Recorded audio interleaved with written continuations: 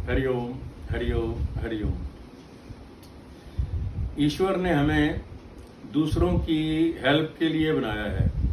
अगर तो हम ये चीज़ समझ आते हैं तो हमारी ज़िंदगी जो है बहुत ही खुशहाल गुजरती है और हम थ्रू आउट द लाइफ जो है वो एंजॉय करते हैं। बड़े सत्संगों में सब जगह यही बताया जाता है कि आपने ज़िंदगी अच्छी तरह से गुजारनी है और पैसे के पीछे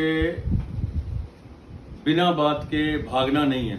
जो पैसा किस्मत में है वो मिल ही जाना है और जो किस्मत में नहीं है तो वो घर से भी चला जाएगा। इसलिए माया के पीछे भागने से हमें कुछ नहीं मिलेगा। जिसने माया बनाई है ईश्वर ने, और ईश्वर ने ये सिद्ध कर दिया है कि आप खाली हाथ आए थे और जब जाओगे तब भी खाली हाथ जाएंगे। हमने उस सिद्धांत को देखकर अपनी ज़िंदगी जीनी है। तो जो भी लोग रोज़ सत्संग सुनते हैं तो उनको ये पता चल जाता है कि ज़िंदगी का मकसद क्या है। तो भगवान ने कहा कि अमीर और गरीब दोनों ही मेरे बच्चे हैं। कुछ बंदे अपने पिछले कर्मों के कारण अमीर बन जाते हैं और कुछ जो बुरे कर्म करते हैं वो गरीब बन जाते हैं। और भगवान ने अमीर इसलिए बनाए हैं कि वो गरीबों की हेल्प करें। अगर अमीर बंदा गरीबों की हेल्प करता है और गरीब बंदा जो है वो भगवान को याद करता है तो दोनों की ज़िंदगी जो है बहुत ही अच्छी गुजरती है।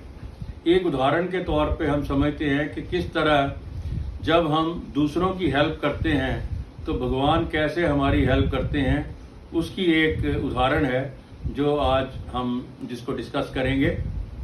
तो एक बार एक बहुत ही गरीब परिवार में एक बेटा था और एक माँ थी। और उस माँ को पता चला कि कोई संत आए हुए हैं हमारे गांव के आसपास जो हर एक की इच्छा पूरी करते हैं। जिसकी कोई भी इच्छा हो वो उसको पूर्ण कर देते हैं। तो उसकी माँ ने कहा हमारे पास इतनी गरीबी है तो अगर तू जाके पूछ के आ कि हमारी गरीबी कब दूर होगी। इतने सालों से हम खाना नहीं मिल रहा, हमें एक दिन का मिलता है, अगले दिन नहीं मिलता, तो बड़ा मुश्किल से गुजारा होता है। अगर हमें खाना टाइम अच्छा मिल जाए तो आप उसका कोई उन संतों से पूछ के आओ। तो बेटा आज्ञाकारी था तो बेटे ने माँ की बात सुनी और घर से चल पड़ा। तो जो संत आए हुए थे काफ़ी दूर थे, जहाँ जाने को 1-2 दिन लगने थे। तो वो रास्ते में गया तो पहले मंदिर आया।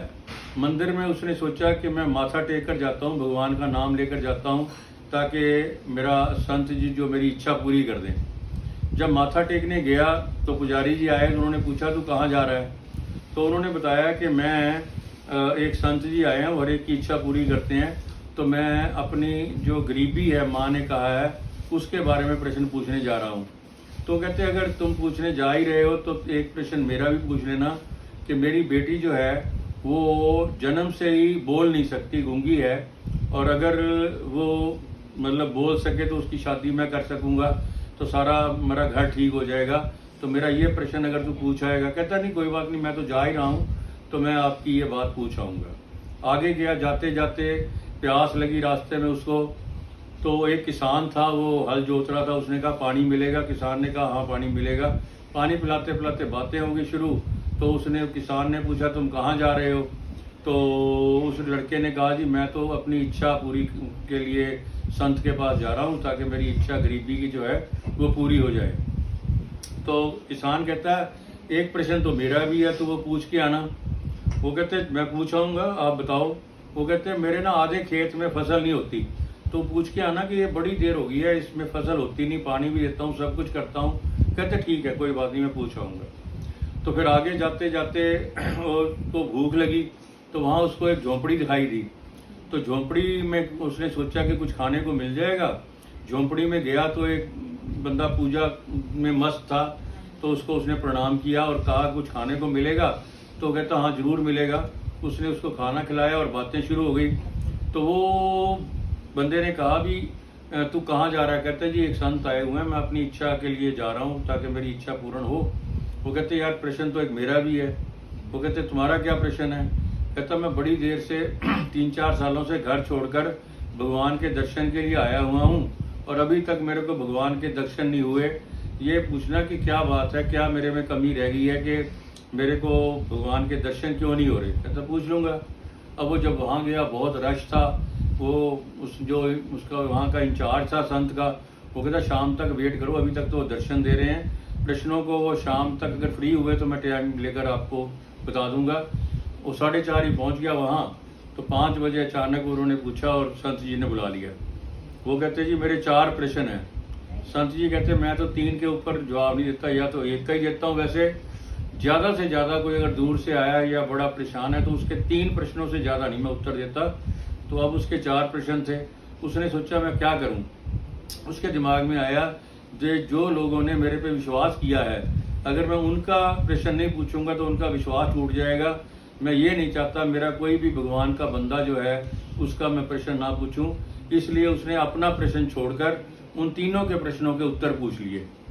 अब जब वो वापस आया तो पहले पंडित जी के पास आया, तो पंडित जी ने पूछा तूने पूछा है? कहते हाँ जी। वो कहते जी उन्होंने कहा है पंडित जी की बेटी को जब उसका होने वाला पति दिखेगा तो उसी टाइम वो बोल पड़ेगी। तो अचानक जब उसने इस लड़के को देखा तो वो बोल पड़ी। जब वो बोल पड़ी तो पंडित जी को लगा कि यही इसका ठीक वर होगा, क्योंकि इसके आने से ही ये बोली है। तो उन्होंने पंडित जी ने उसकी शादी करा के उसके साथ ही भेज दिया। आगे वो किसान के पास गया। किसान ने कहा कि तो तूने पूछा है? कहता हाँ जी मैंने पूछा है कि आपकी आधी जगह पे पिछले किसी आपके दादा परदादा ने सोना दबा हुआ है, जब तक वो सोना नहीं निकालोगे तब तक पानी नीचे नहीं जाएगा और फसल नहीं होगी। तो उसने कुछ किसान मतलब मजदूर वगैरह बुलाकर देखा तो सारा सोना ही सोना निकल आया उस जगह पे। तो इतना सोना निकल आया, वो कहता मेरा तो फ्री में ही निकला है। आधा सोना उसने उसको दे दिया, लड़के को जिसने बताया था। अब वो सोना भी हो गया, उसकी शादी भी हो गई।